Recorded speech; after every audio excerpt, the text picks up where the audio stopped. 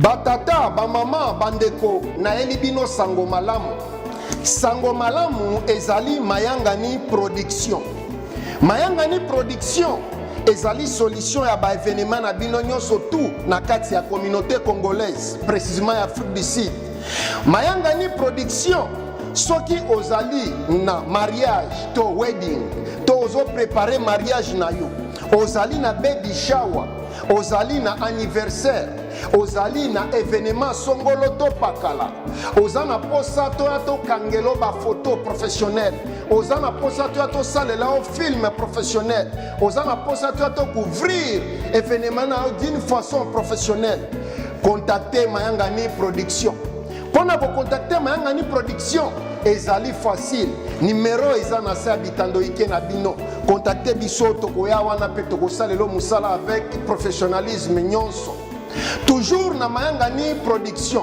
Tozali kosala pe ba animation na ba mariage na bino na kati ya communauté congolaise ya Afrique du Sud. Ozali ko préparer mariage. Ozali na posa to ya to salela yo animation na kati ya mariage na yo. Ozali na posa to ya to kangelo ba photo professionnel na mariage na yo. Ozali na posa to ya to salelo film professionnel na mariage na yo. Contactez Mayangani production. Avec Patrick Chimanga Tata Mayangani, moi na maman Christine Kalanga, animation ezali d'une façon professionnelle. Avec moi na mboka Pichu Aguada, professionnalisme ezali en place. Mayangani production ozali solution ya communauté congolaise mobimba na kati ya Afrique du Sud. Bato mingi bayaki awa na ndenga bakabaseli.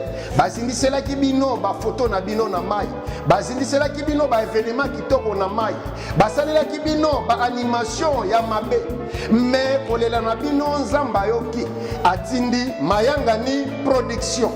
Mayangani production ozali solution ya ba événement ya ba congolais na kati ya Afrique du Sud.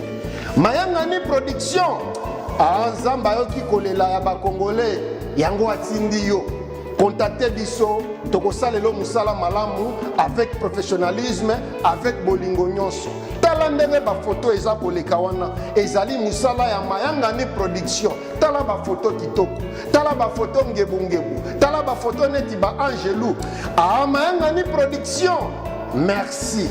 Mayangani production, merci. Contactez biso, tokozala wana à tout moment. Avec Mayangani production, tozali na ba matériel professionnel. Avec Mayangani production, tozali na personnel professionnel. Avec Mayangani production, tozali na transport professionnel. Contactez biso na kati na Mayangani production.